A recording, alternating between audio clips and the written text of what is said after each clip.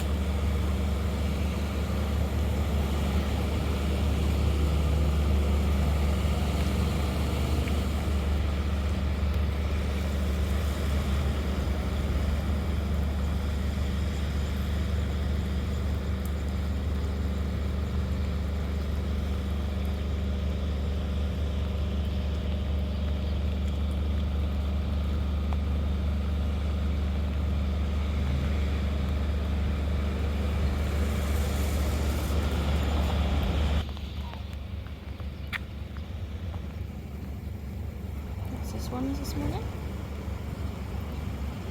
So that last one was thirsty, drinking the rainwater out of the bottom of the boat. I think I brought them some food.